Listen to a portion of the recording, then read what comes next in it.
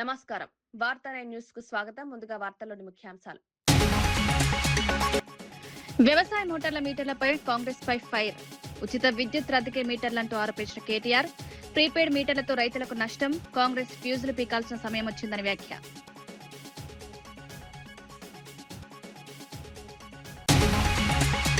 పరిటాల రవి హత్య కేసుపై జగన్ ప్రశ్నించిన బీటెక్ రవి. మద్దల చెరువు సూరితో సంబంధాలపై నిలదీత. రాజకీయ హత్యల వెనుక నిజాలు బయటకు రావాలని డిమాండ్. పరిటాల కేసులో వాస్తవాలు వెలుగులోకి తేవాలని వ్యాఖ్య.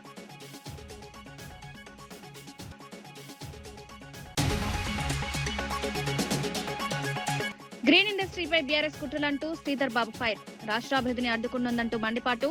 పర్యావరణ హిత పరిశ్రమలే లక్ష్యం. అభివృద్ధిని అడ్డుకునే రాజకీయ వ్యాఖ్యలు మానుకోవాలని వ్యాఖ్య.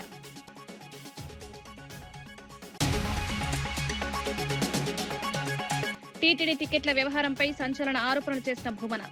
వీఐపీ టికెట్ల బ్లాక్ మార్కెట్ పై ఫైర్. బయట పెడుతూనే ఉంటారని వెల్లడి. భక్తుల విశ్వాసంతో ఆటలాడొద్దని హెచ్చరిక.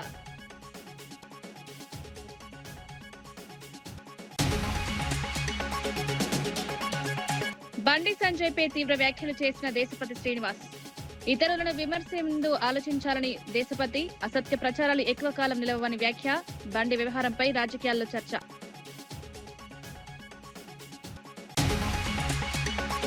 వ్యవసాయ మోటార్లకు మీటర్లు ఏర్పాటు చేసే నిర్ణయంపై BRS working president KTR Congress ప్రభుత్వంపై తీవ్ర స్థాయిలో మండిపడ్డారు. ఉచిత విద్యుత్ రద్దు చేసేందుకు మోటార్లకు మీటర్లు పెడుతున్నారని ఆరోపించారు.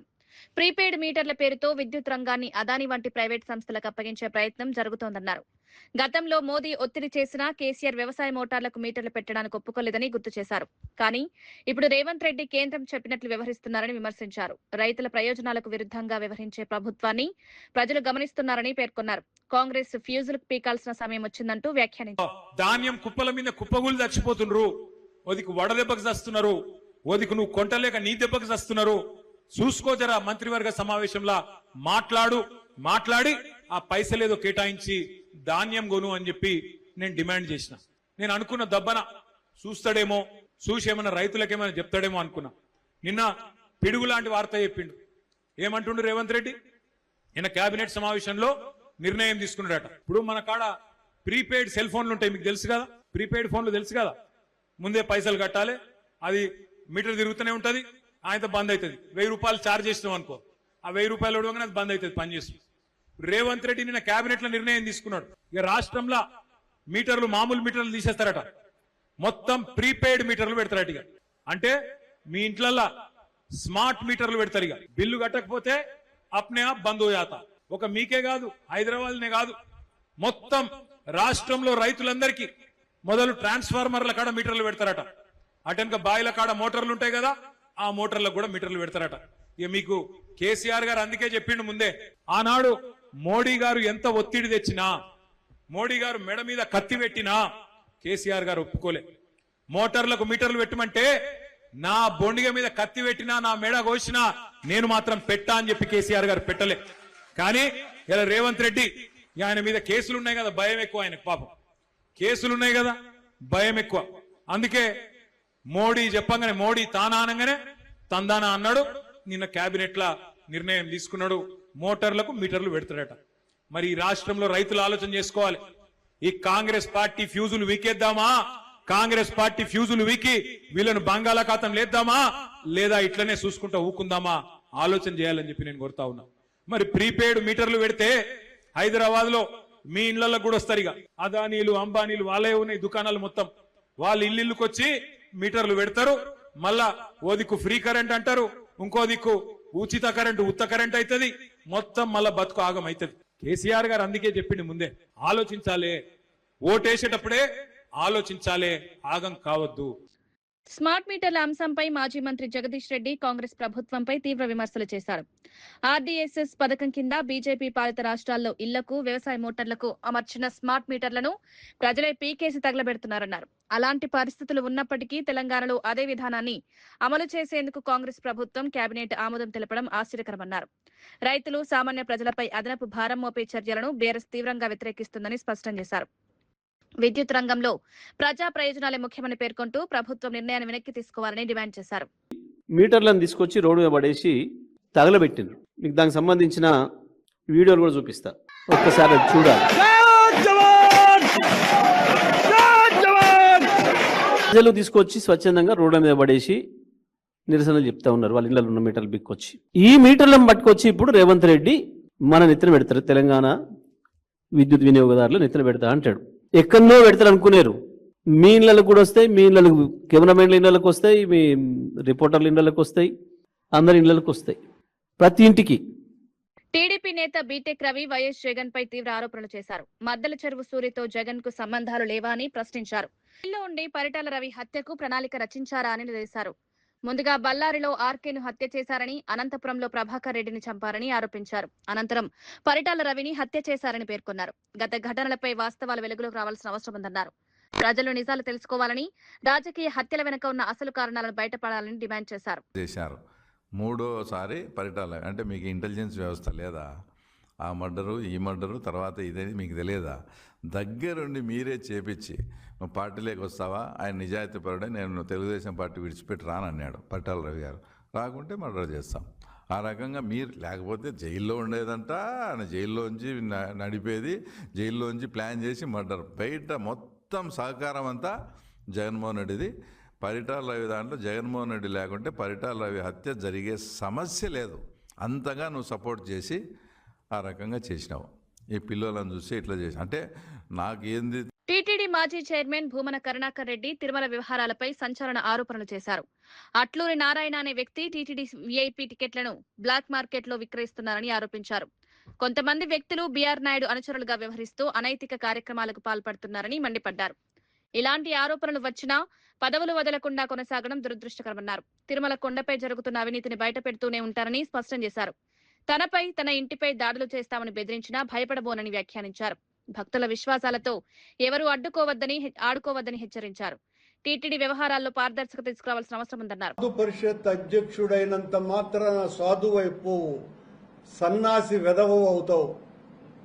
నీలాంటి వాళ్ళు కూడా వెంకటేశ్వర స్వామి మహిమను గురించి, ఆలయ క్షేత్రాన్ని గురించి మాట్లాడుతూ ఉంటే మేమందరము కూడా జడిసి, వీళ్ళ పెద్ద నినాదం ఏందిరా అంటే కరుణాకర్ రెడ్డి మాజీ టీటీడీ చైర్మన్ అనే ట్యాగ్ లైన్ వాడకూడదు అని అంట. అదొక బ్యానర్ కట్టుకొని ఉన్నారు. మరి నీ ఎవరు నీ పాసుగులారే? నేను ఎప్పుడైనా చెప్పినానేమే ఎవరితోనే మీతో? నేను కరుణాకర్ రెడ్డి మాజీ టీటీడీ చైర్మన్ అని మీరు రాసుకుంటున్నారు, మీరు మలుపుకుంటా ఉన్నారు. నేను కరుణాకర్ రెడ్డిగానే ఐడెంటిటీ ఉన్నటువంటి వాడిని, ఇంకొక ట్యాగ్ లైన్తో ఐడెంటిటీ ఉన్నటువంటి వాడిని కాదు. బీఆర్ నాయుడు చేసేటువంటి అవినీతి, అక్రమ, అనైతిక కార్యక్రమాలను ఎండగడుతున్నానని బీఆర్ నాయుడు నా డ్రైవర్లను ఉసిగొల్పి నన్ను కూడా బీఆర్ నాయుడు లాంటి అప్రాచ్యపు పనులు చేసేటువంటి వ్యక్తిగా చిత్రీకరించేటువంటి ప్రయత్నం కూడా చేసి విఫలమైనాడు. సరే, ఈ మధ్యన ఆ రౌడీలను కూడా ఉసిగొల్పే కార్యక్రమము చేస్తున్నాడు. ఇప్పుడు కొత్తగా ఈ సన్నాసుల్ని నా మీదికి ఉసిగొల్పే ప్రయత్నం కూడా చేస్తున్నాడు. ఇవన్నీ చేసే కొద్దీ బీఆర్ నాయుడు యొక్క అరాచకాల మీద మరింత పెద్ద ఎత్తున ఉధృతంగా నా ఉద్యమం కొనసాగుతూనే ఉంటుంది. కొనసాగటం కాదు, మరింత పెద్ద ఎత్తున ఉంటుంది. బీఆర్ నాయుడు, నీవు శ్రీవాణి టిక్కెట్లు అమ్ముతున్నావు. నువ్వు విఐపి బ్రేక్ దర్శన టిక్కెట్లను అమ్ముతున్నావు. నీవు. మాజీ ఎమ్మెల్యే తోపుదుర్తి ప్రకాష్ రెడ్డి గన్మెన్ల తొలగింపు అంశంపై స్పందించారు. ప్రశ్నించే గొంతు లేకపోతే అరాచకాలు మరింత పెరుగుతాయని హెచ్చరించారు. ప్రజాస్వామ్యంలో ప్రతిపక్షాల గొంతును అణచివేయడం ప్రమాదకరమని వ్యాఖ్యానించారు. తన ప్రాణాలకు ముప్పుందని నివేదికల ఆధారంగా గతంలో 10 ఏళ్ల పాటు గన్మెన్లు ఇచ్చిన ఎస్పీ కార్యాలయం ఇప్పుడు కనీస నోటీసు కూడా ఇవ్వకుండా భద్రత తొలగించిందన్నారు. ఇది సరైన పద్ధతి కాదని ఆవేదన వ్యక్తం చేశారు. ప్రజల కోసం ప్రశ్నించడం తాను ఆపబోనని స్పష్టం చేశారు. గన్మెన్లు లేకున్నా ప్రజలే తనకు రక్షణగా ఉంటారని ధీమా వ్యక్తం చేశారు. 3 సంవత్సరాల పాటు జగన్మోహన్ రెడ్డి గారు 5 సంవత్సరాల పాటు గన్మెన్లు ఇచ్చారు. ఇప్పుడు మీ ప్రభుత్వంలో 2 సంవత్సరాలు, 10 సంవత్సరాల పాటు నా ప్రాణానికి ముప్పు ఉంది, భద్రత అవసరం అనేసి నివేదికలు ఇచ్చినటువంటి అదే ప్రభుత్వ కార్యాలయాలు, ఎస్పీ కార్యాలయమే ఈరోజు నాకు కనీసం నోటీస్ పంపకుండా, థ్రెట్ పర్సెప్షన్ రిపోర్ట్ పంపకుండా, ఎస్ఆర్సి తీసుకున్న నిర్ణయం కమ్యూనికేట్ చేయకుండా హుటాహుటిన పాపంపేటలో ఏ రోజైతే ఆక్రమించుకునేదానికి పరిటాల రవి ప్రధాన అనుచరుడైనటువంటి శరభారెడ్డి కుమార రామాంజనేయులు అక్కడ పోయి వాళ్ళు ఫెన్సింగ్ వేసేటువంటి ప్రయత్నం చేశారో ఆ రోజు మా పార్టీ నాయకులు జెడ్పీటీసీ మాదిగా చంద్ర, మా మండల కన్వీనర్ పవను, అదేవిధంగా మా మాదన్న, మా ఎరికల ఈశ్వరయ్య, మా ఎంపీపీ వీళ్ళందరూ కూడా స్పందించి ప్రజల్ని తీసుకొని పోయి అక్కడ తిరగబడడం వల్ల, బాధితులు తీసుకొని పోయి తిరగబడడం వల్ల వాళ్ళు పలాయనం చిత్తగిచ్చినారు. ఆ రోజే మీరు తీసుకున్న నిర్ణయం ఇది. ఈడ 100 కోట్ల దోపిడీ చేసేటువంటి కార్యక్రమానికి ప్రకాష్ రెడ్డి అనేవాడు అడ్డు తగులుతాడు, వాడిని నిర్మూలించైనా కూడా పాపంపేటలో మీరు 100 కోట్లు వసూలు చేయాలనేటువంటి పన్నాగం మీరు పన్నారు కాబట్టి, మీ ప్రభుత్వం పనింది కాబట్టి మీరు మా గన్మెన్ సౌకర్యం తొలగించినారని మేము భావిస్తా ఉన్నాం. బీఆర్ఎస్ నాయకులు రాష్ట్ర అభివృద్ధిని అడ్డుకునే కుట్రలు చేస్తున్నారని మంత్రి శ్రీధర్ బాబు ఆరోపించారు. సీఎం రేవంత్ రెడ్డి నాయకత్వంలో ప్రభుత్వం అభివృద్ధి, ఉపాధి అవకాశాల కోసం కృషి చేస్తుంటే తప్పుడు ప్రచారాలతో అడ్డంకులు సృష్టిస్తున్నారని మండిపడ్డారు. ఫార్మా సిటీ స్థానంలో కాలుష్య రహిత green industries, life sciences park ఏర్పాటు చేయడమే ప్రభుత్వ లక్ష్యమని స్పష్టం చేశారు.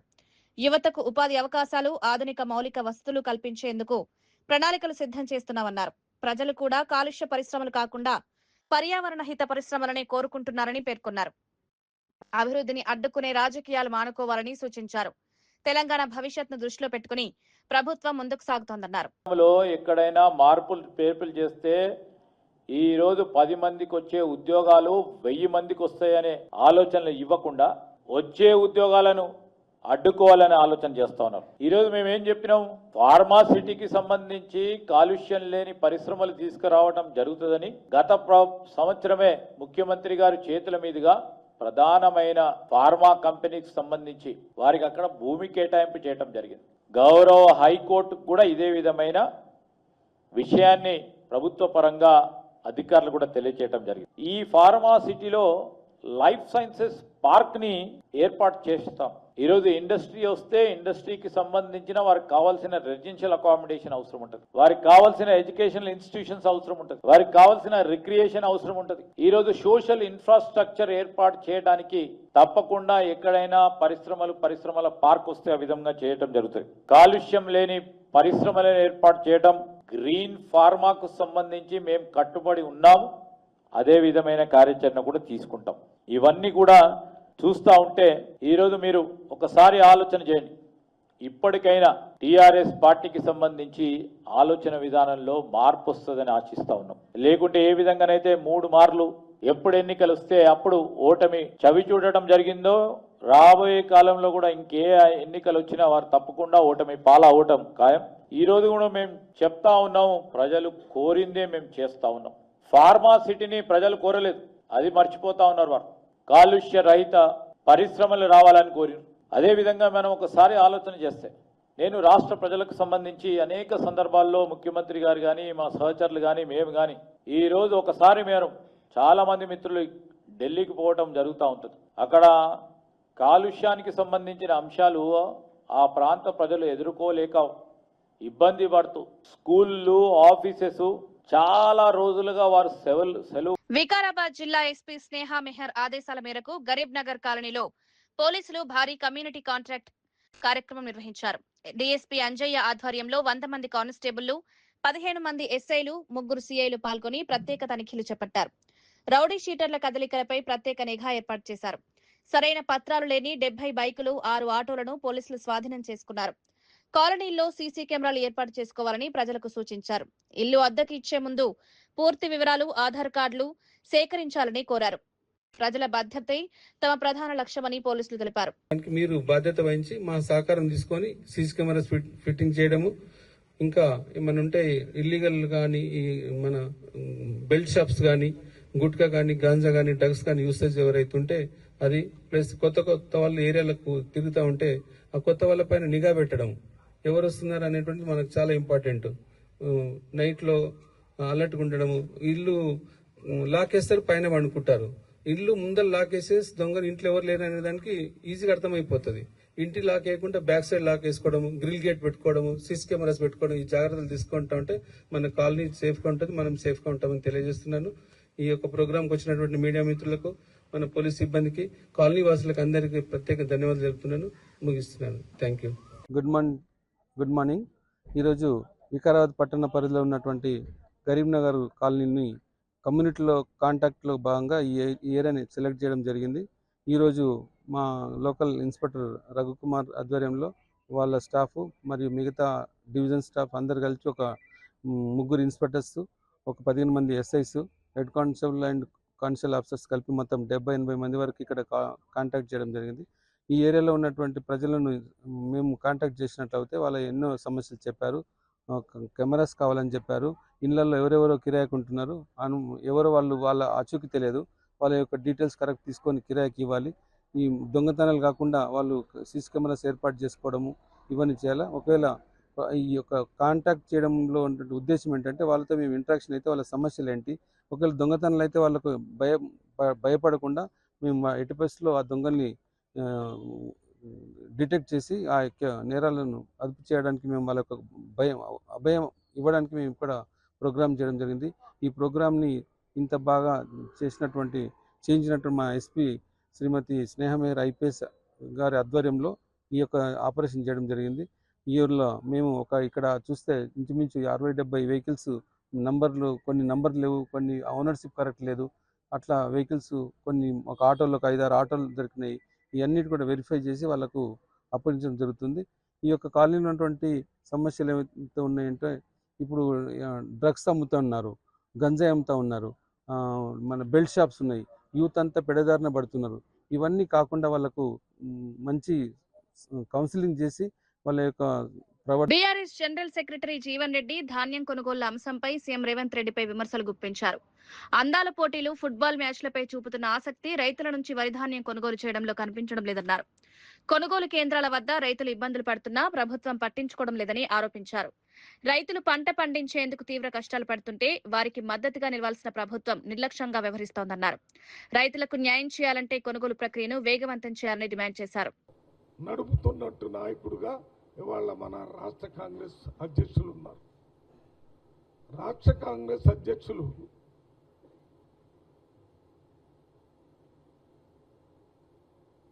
చిన్న సర్పంచ్ లాంటి కార్యకర్త దగ్గర నుంచి రాష్ట్రంలో వర్కింగ్ ప్రెసిడెంట్ల దగ్గర ఇంకా ఇంపార్టెంట్ పొలిటికల్ బ్యూరో మెంబర్స్ దగ్గర నుంచి ఎవరైనా ఆయన్ని కలవటానికి అవకాశం ఇచ్చేటటువంటి వ్యక్తి.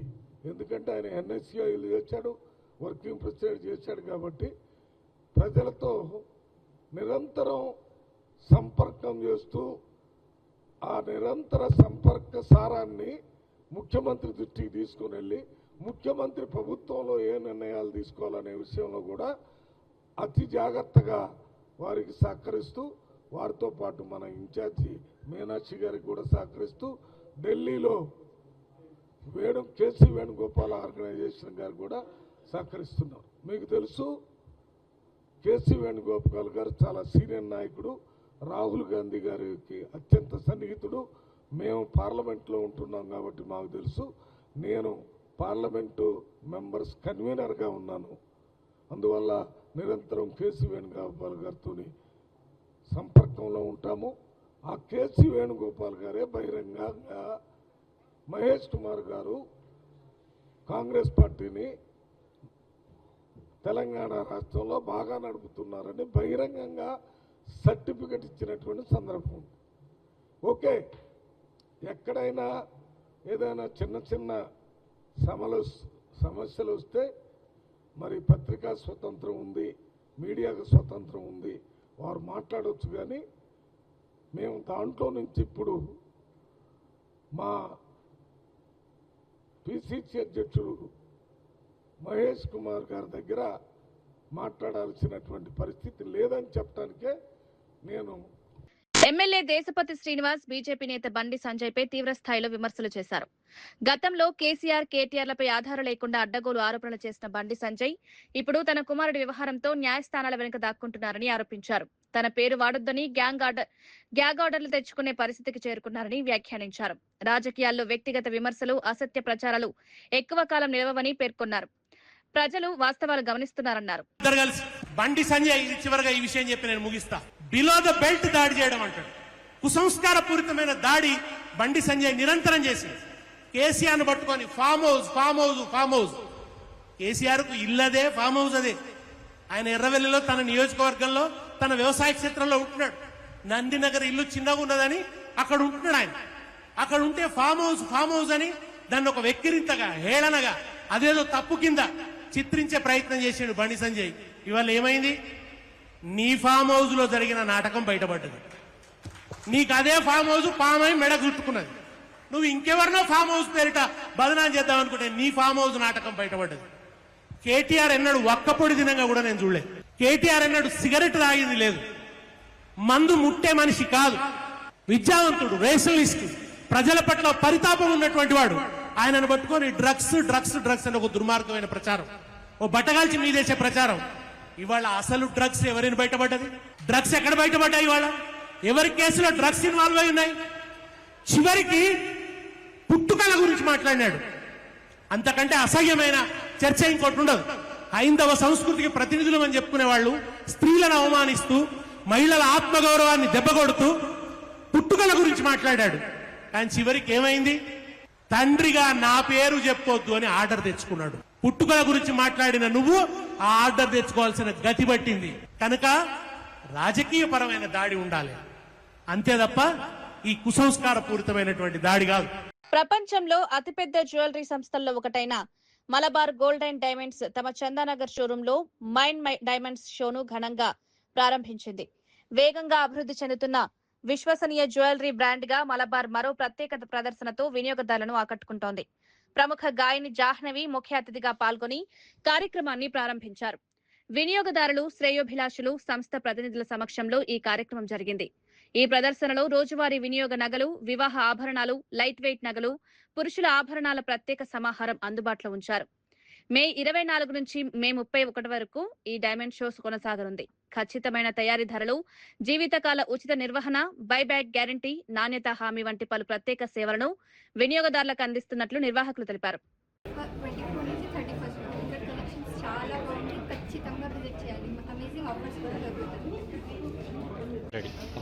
హలో అందరికీ, మైసెల్ఫ్ డాక్టర్ సౌందర్య. నేను ఇక్కడ చందానగర్ బ్రాంచ్లో మలబార్ గోల్డ్ అండ్ డైమండ్స్ని విజిట్ చేశాను. ఇక్కడ కలెక్షన్ మాత్రం చాలా బాగుంది. చూశారు కదా ఎంత బ్యూటిఫుల్గా ఉందో. రండి మీరు కూడా గ్రాబ్ చేసుకోండి one of the beautiful diamonds. Thank you. అందరూ రమ పటాసిల్వర్ చాందియలు. సో నేను ఇప్పుడు మలబార్ గోల్డ్ అండ్ డైమండ్స్ చందానగర్లో వచ్చిన. సో ఇక్కడ ఎక్స్క్లూజివ్లీ 24th నుంచి 31st దాకా డైమండ్ షో నడుస్తుంది. నాకైతే ఇక్కడిది కలెక్షన్స్ చాలా నచ్చింది. ఐ హోప్ మీకు కూడా నచ్చుతుంది. సో యా, తొందరగా విజిట్ చేయండి. మేడం, మీరు పాడిన పాట ఒక పాట 2 లైన్లు పాడరా? మీరు కూడా పాడతారా? తప్పకుండా. Why not? అమ్మ పాడే జోల పాట అమృతాని కన్న తీయడంట, అమ్మ పాడే లాలి పాట. నమస్కారం, నా పేరు వైభవి. నేను పటాన్చర్ నుంచి వచ్చాను.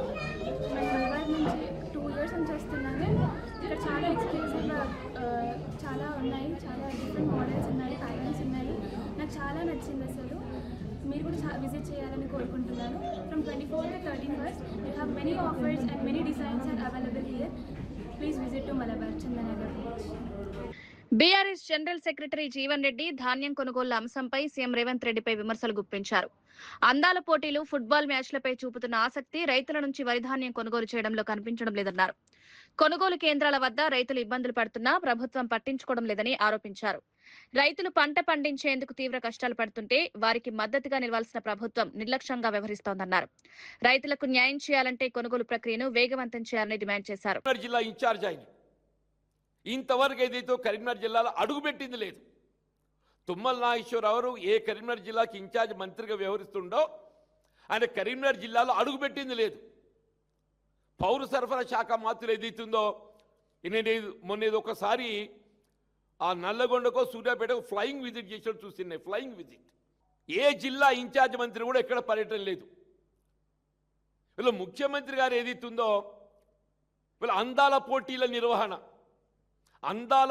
నిర్వహణ ఫుట్బాల్ మ్యాచ్ నిర్వహణ ఆయన ఏదైతుందో అందాల పోటీల నిర్వహణకు రాష్ట్ర ప్రభుత్వాన్ని ఏ విధంగా సమాయుక్తం చేసిండో, ఫుట్బాల్ మ్యాచ్ నిర్వహణకు ఏ విధంగా రాష్ట్ర ప్రభుత్వం సమాయుక్తం చేసిండో, వీళ్ళ వరి ధాన్యం కొనుగోలు సేకరణ పట్ల ఏదైతుందో మరి ఆ ఆలోచన లేకపోవడు అసలు ప్రభుత్వం దృష్టిలోపల రైతాంగమైన వారు ఉన్నారా అని చెప్పని అనుమానం కలుగుతుందని చెప్పంటున్నా.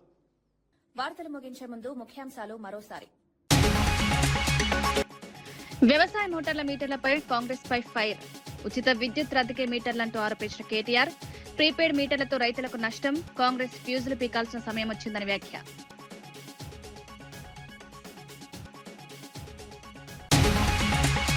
పరిటాల రవి హత్య కేసుపై జగన్ ప్రశ్నించిన బీటెక్ రవి. మద్దెల చెరువు సూరితో సంబంధాలపై నిలదీత, రాజకీయ హత్యల వెనుక నిజాలు బయటకు రావాలని డిమాండ్. పరిటాల కేసులో వాస్తవాలు వెలుగులోకి తేవాలని వ్యాఖ్య.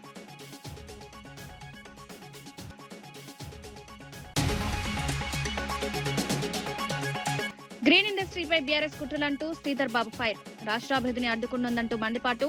పర్యావరణ హిత పరిశ్రమలే లక్ష్యం, అభివృద్ధిని అడ్డుకునే రాజకీయ వ్యాఖ్యలు మానుకోవాలని వ్యాఖ్య.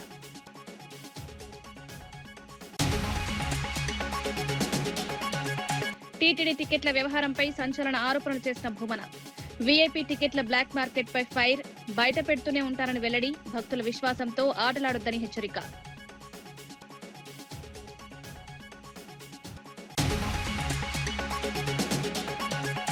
బండి సంజయ్ పై తీవ్ర వ్యాఖ్యలు చేసిన దేశపతి శ్రీనివాస్. ఇతరులను విమర్శే ముందు ఆలోచించాలని దేశపతి. అసత్య ప్రచారాలు ఎక్కువ కాలం నిలవని వ్యాఖ్య. బండి వ్యవహారంపై రాజకీయాల్లో చర్చ.